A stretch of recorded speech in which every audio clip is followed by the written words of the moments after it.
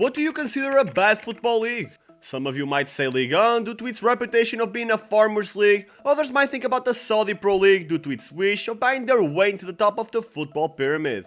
No matter your answer, I can assure you that it isn't as bad as the one I'm mentioning today, as none of the leagues you can possibly imagine have effectively destroyed the national team of their country and the future of their own young players. In this video, we're gonna dive deep into the corrupt world of Mexican football and discover how atrocious and anti-football Liga Mx really is. But before we start, if this isn't the first time watching this channel, please consider subscribing. With your help, we've already achieved 2,000 subscribers and now it's time to aim at 10,000. Now without further ado, let's get right to it. Now the first thing wrong with this league is the lack of promotion and relegation. The basis of a league is that it isn't a knockout competition where the only thing that matters is finishing first. Everyone plays each other at least 2 times, and in the end, finishing in 3rd place, 10th and 18th are completely different outcomes that will surely impact the clubs. While in Mexico, you can forget that. Their season is divided in 2 halves, the Apertura and the Clausura. No big deal, right? But wait, it gets worse. At the end of each half, 10 of the 18 participating teams transition to a knockout tournament where everyone can still be crowned champion, no matter their position in the league table. At the end of the season, the winner of the Apertura faces the winner of the Clausura to be crowned the champion of champions. Okay, then what? Well, they'll face the winners of the MLS in a Super Cup type match, and that's pretty much it. Up until 2015, the best Mexican clubs would qualify to the Libertadores, which would give them a chance to compete and learn from the best South American sides. But nowadays, the best national clubs compete in the concacaf Champions Cup, which is basically a competition between the MLS and Liga Mx against each other, just like the Leagues Cup, but with some filler teams from all across Central America. Obviously, I don't mean to disrespect them, but the last time someone outside Mexico or the USA have won the competition was back in 2005 when Saprissa from Costa Rica beat Pumas in the final. It's ridiculous, and any federation that wanted to improve from a sporting point of view would much rather compete against tougher opponents, similarly to what Australia did when they left the Oceania Football Confederation to join the Asian one. But then again, this is just the tip of the iceberg.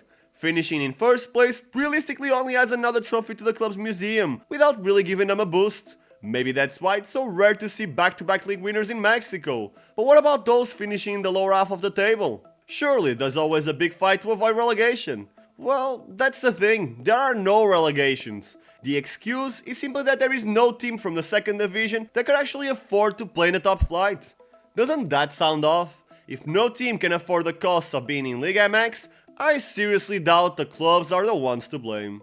If not a single club is financially stable, then why isn't the federation doing anything to change that situation? Well, technically they are. The executives want to guarantee that the clubs fight to avoid the bottom of the table, therefore, the 3 worst teams across both Apertura and Clausura are fined in total $9 million, with the worst team having to pay the most out of the 3. To make it even worse, not only is the worst team fined like crazy, but they're also prevented from playing the postseason knockout tournament to crown the champion for a period of 2 years.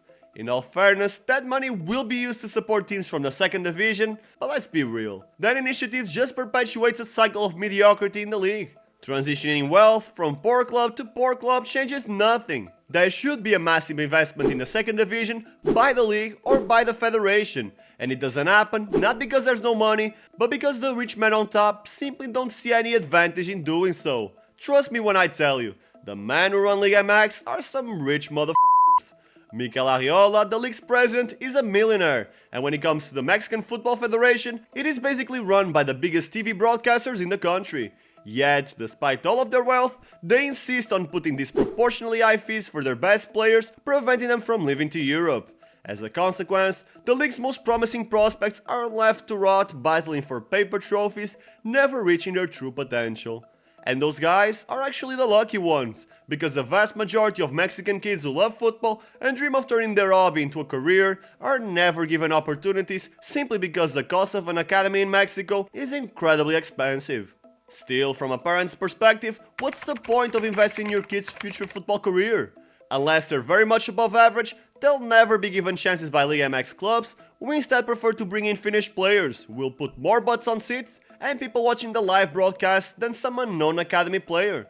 There's no such thing as investing in the future, and the worst thing about it is the fact that it isn't due to ignorance or lack of talent, but instead due to the greed of corrupt businessmen.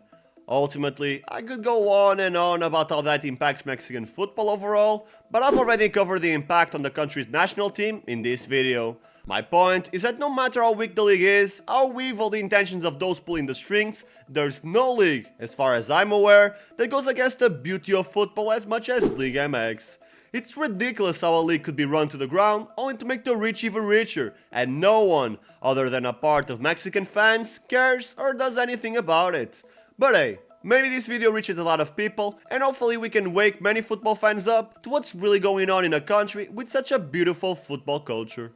And that is it for the video. Drop a like to help me grow the channel, and subscribe to never miss the most interesting football discussions, crazy stories, and top 10 lists. If you want to watch more content like this, stick around and watch this video up next. You will enjoy it for sure. I'll see you there.